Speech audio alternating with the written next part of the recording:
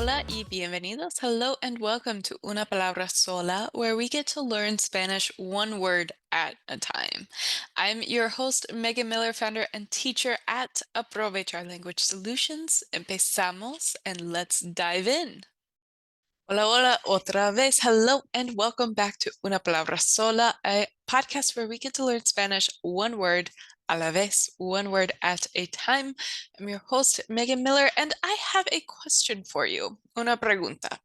When was the last time you thought you were capable of something? And how did that make you feel when you're like, oh, I totally got this? Versus, oh my God, I don't know what to do with my hands. When was the last time you kind of felt in control? And that, my dears, is a question that is going to lead us to nuestra palabra, to our word, capaz. Or if you are in Spain, capaz, because we have the ceseo or the lovely lisp. So capaz, it is an adjective and it means capable, able, and also it means clever. So, por ejemplo, some sinónimos, some synonyms are things like inteligente or competente, preparado, apto. Those are all kind of synonyms for feeling kind of capable, feeling in control, feeling smart or clever. It's also used, por ejemplo, me siento capaz or me siento capaz. I feel capable, or soy capaz de, I am capable of, or quién será capaz, like who will be, será, your future ser tense, who will be capable. You also have, por ejemplo, me siento como estoy considerada capaz. I feel like I'm considered capable. So you have considerar. So to be considered capaz. Of course, this is all from Latin, capax, so which means capable, able. And like I said, some synonyms, they lean more toward like the intelligence, like preparado, apto, inteligente, competente, poder. Fun fact, the DELE exam, the Diploma de Español como Lengua Extranjera exam from el Instituto Cervantes, they will tell you if you are apto or no apto. Nothing makes you feel dumber than looking at a no apto, but so apto, it's a little salt in my wound. But that is un sinónimo de capaz, synonym of capaz. Antonyms, quite honestly, they're just two that I wanted to mention today. You have incapaz, so just a lovely in, incapaz, or incapacitada or incapacitado. That's your adjective, right? So if you wanted another antonym to be an adjective, incapacitado, incapacitada, or también incapaz. Related nouns, la capacidad, that is your capability. So, of course, you have here this adjective, right? It needs a noun in order to define it, and that adjective is capaz. And then you have your related noun, capacidad, capability. And then for your verb, you have ser capaz.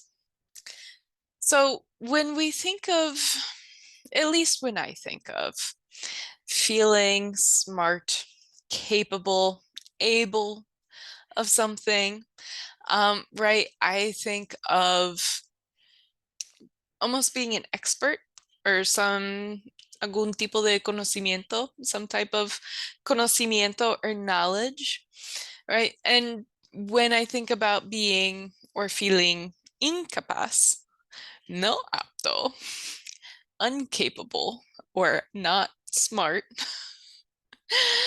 I feel a lot of anxiety. And I think that that is a wonderful tie into today, which is all about this lovely adjective capaz and the feelings that it evokes specifically around being a beginner. So a lot of times as adults, we don't like being a beginner. We honor and look up to the gurus, right? We put them on a pedestal. Oh, she's an expert in her field. Oh, he knows so much. He has so much experience. Like, have you ever met a guru and then like gushed at how humble they seem? So either they have a really good mindset or they're really good at pretending, and because of our own biases and expectations, we don't see through it. But really, it is all about the mindset, a beginner's mind. So I wanted to shout out my lovely friend Lauren, who wrote The Buddha and the Bard, which is a wonderful book. And this specific area, so in her chapter titled Troilus and Cressida, and Beginner's Mind. So we have here, when we're new to the world, having shed what Buddhist psychology calls the thicket of views and opinions, we experience what Zen Buddhists call shoshin, beginner's mind.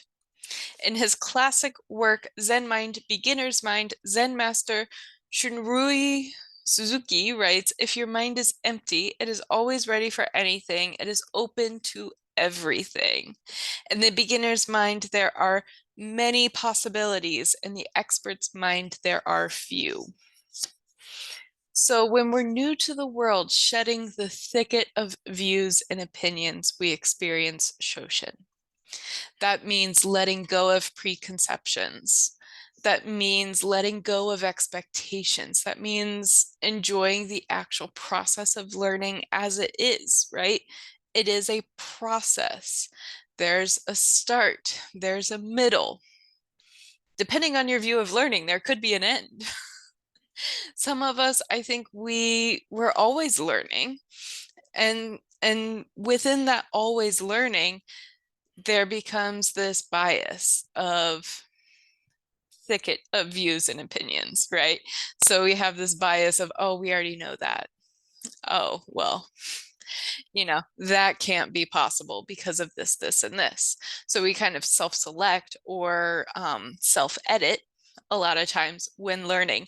And this shoshin concept is very much of this constant loop of letting go of a lot of your opinions, preconceptions, misconceptions, expectations, the thoughts, the churning thoughts that happen when we are beginning something, right?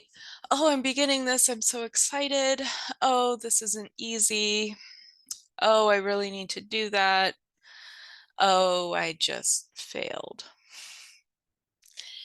Sometimes using the beginner's mindset, it can be a different journey. Oh, this is so exciting. Oh, this is difficult. Let me sit with it. Let me learn. Let me get curious about things. Um, oh, I see that I have this expectation that I need to learn a language in 6 months, or I have this preconception that Spanish should be easy. Why is Spanish not easy? It's easy for them. Why is it not easy for me? Oh wait, those are thoughts. Those are thoughts and feelings. They are not actually fact. Deep breath. Let me try this again. I know that I will get it. This is a process. I need to lean into this process. So, two very different venues, paths, caminos, if you will, around learning, specifically learning Spanish. And so much of what we learn, how we learn, it's all considered to be mental, right? It's a mental marathon. It's not a sprint. And a lot of times we want this instant gratification. The instant gratification is not going to happen with learning. It's a process. So with this, it's ironic to me that capaz is only used with ser. So when I teach ser versus estar, both mean to be. Ser is your permanent characteristics. It's something that, used too often can denote a bit of a fixed mindset. Versus estar, estar is your temporary state of being. It's a mental feeling. It's a mental emotion. It's kind of defining who you are in that moment versus ser is who you are throughout your life. So it could be ironic. I did some digging because I have to. I want to know. And with capaz specifically, it is a ser only adjective. This means that this is an ability or characteristic that someone is capable of doing. Someone is capable of doing something. Alguien es capaz de hacer algo. It's not necessarily with being or growing a different person or a part of your personality. And this is where it gets kind of nitty-gritty grammar, right? Someone is capable of doing something that's a characteristic. Alguien es capaz versus alguien tiene la capacidad de. Someone has the capability to versus someone is capable. So even though they are related, capaz is only used with ser. So the other bit that I wanted to bring out is the word and verb poder. So poder, como verbo, as a verb, means to be able to. Pero poder, como sustantivo, as a noun, means power. So you can be able, you can feel able, you can ser capaz de hacer algo, which also means that tienes el poder, that you have the power to do that. And this feeling of feeling capable or able is a very empowering feeling, right? It gives us a lot of power.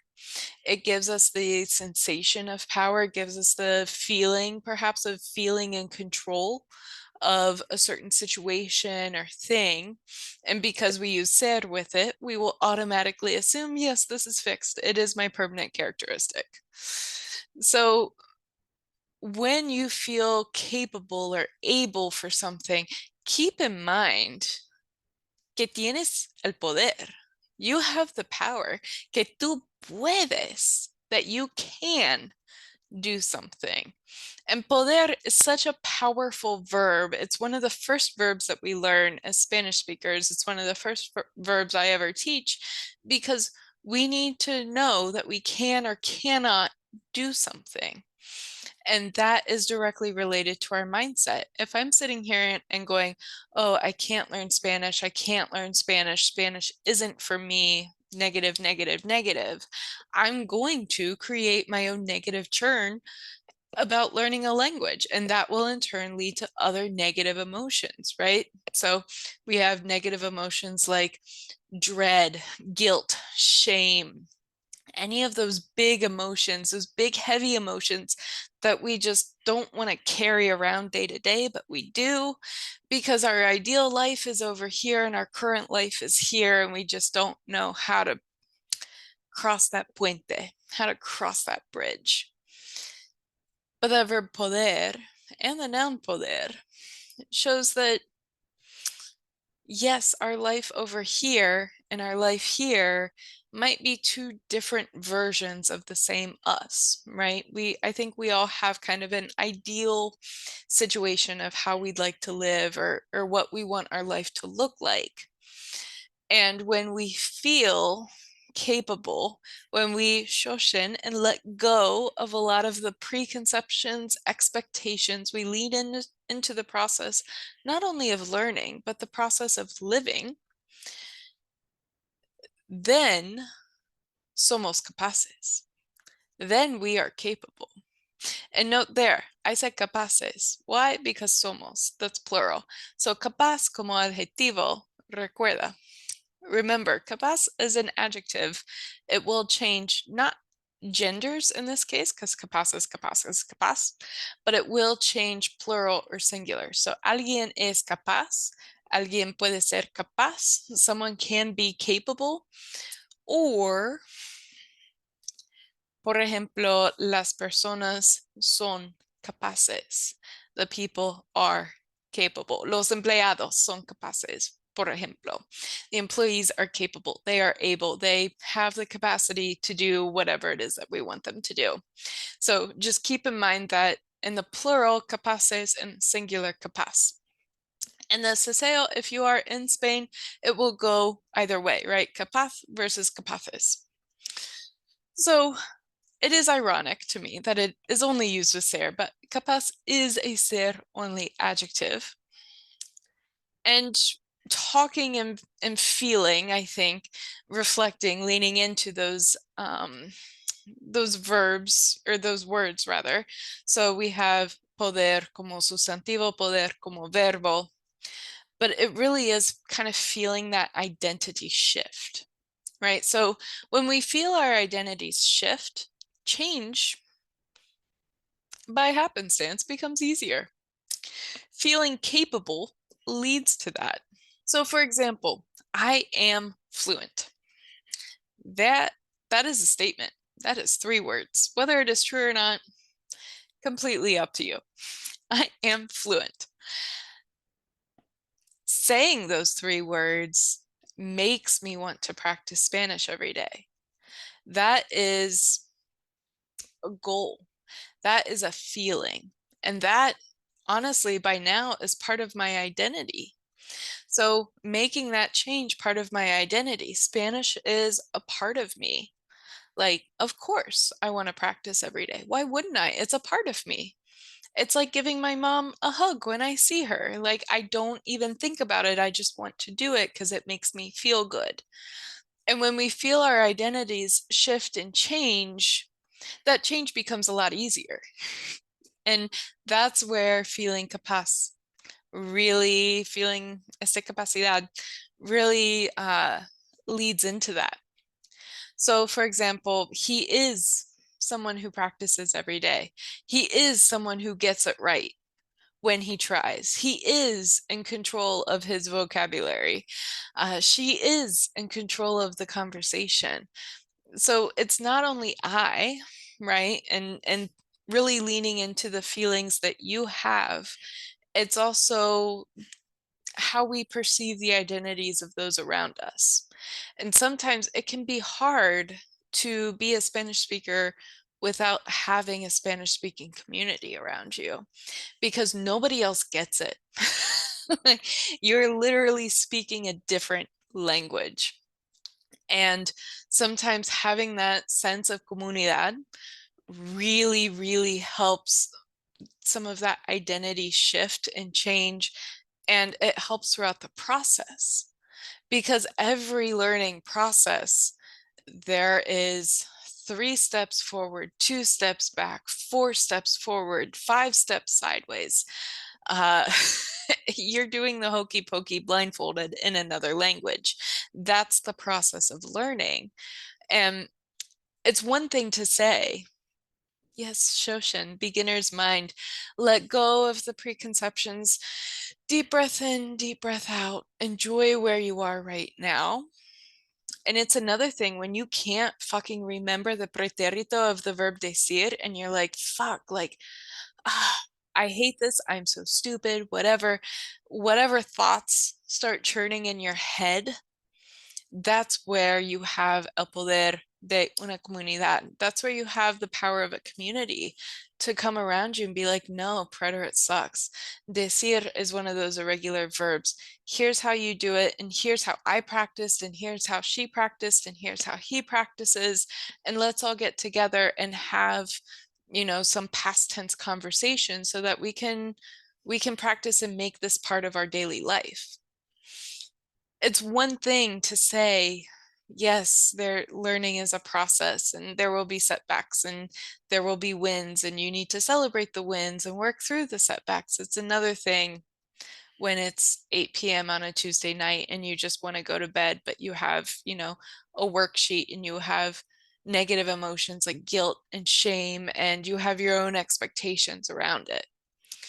So when we're learning something, anything, having that beginner's mindset is really key, especially as we move through this kind of comprehension bell curve, right? At the beginning, we're we're so excited. We don't really know what we don't know. And then as we get further into it, we're like, oh shit, there are a lot of verb tenses.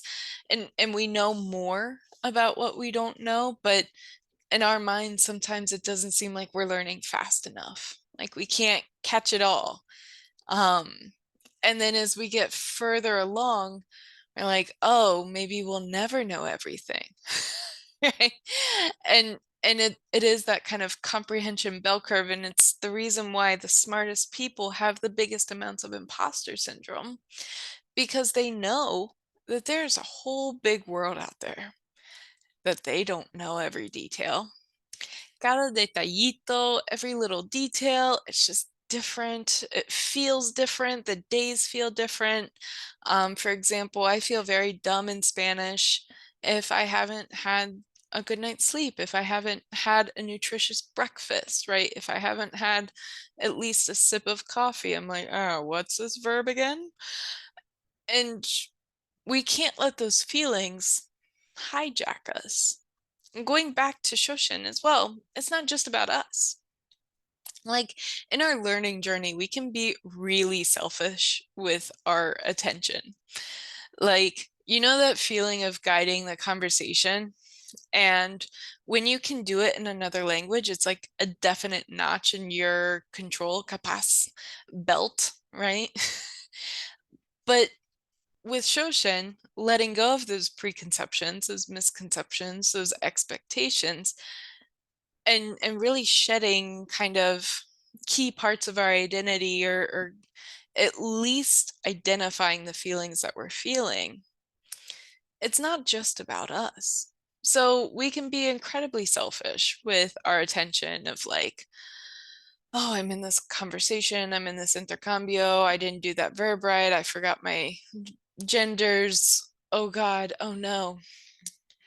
One thing that I always like to tell people is to loosen up and focus on the other person. So really let go of the you that you think that you are or the you that you want to be. Instead, breathe in, breathe out, and connect with someone. Because that's what language is all about, yeah. I mean, feeling or being capaz does not mean that that is an end all be all. Someone can have and feel and be capaz in, for example, a big area of expertise, right? You go to school for 7 years and you become a doctor and it's years and years or decades and decades of your life. You're gonna know your knee bone from the elbow bone. And you're gonna feel very secure in that. I would hope. That means that you're an expert. It also means that there are things about the body that we're just finding out. Learning is a process, living is a process. So, yes, you can be an expert in that, and you can also have a beginner's mind with that same topic. Or a lot of people, for example, they will and go to college, university, or go into trades and do their job for years or decades or whatever, have a bunch of experience, and then get bored and want to try something new. The beginner's mindset is incredibly helpful for that because that person has decided for themselves, yeah, I know a lot of these things. And yeah, there's a lot that I don't know, but it's time for a change. So I'm going to start from scratch. Starting from scratch can be the most empowering thing, and it's also the most terrifying thing. And I think we need that. We need that combination because that, tying back to el episodio pasado, the past episode, crecer, that allows you to grow, that allows you to change. Humans are not machines. We aren't just sitting around waiting for an update. We have to go and find our own updates, whatever those are. And the beginner's mindset, specifically around growth, having a growth mindset, I can do hard things, I am capable, this exam or this new hard thing, if I fail, it's okay. It doesn't define me. That is really what's needed as we go and continue on our learning and living journeys. All right. So les dejo con una frase. I'm going to leave you with a sentence here. Everyone is a genius, but if you judge a fish by its ability to climb a tree, it will live its whole life believing that it is stupid. This quote is often attributed to Einstein. It's actually misattributed to Einstein. It still very much rings very, very true. Right? Capaz is an adjective, and the only thing that every adjective needs is a noun. So anyone and anything can be capable. A lot of times we talk about capabilities or abilities or poder to be able to, or even power with us, ourselves, personal development, but it can also mean like your computer, right? It can also mean your phone. It can also mean a system. It can mean, for example, my dog. My dog is not real capable of catching a ball. He tries very hard. He is, going back to our quote, he is a genius in a lot of ways.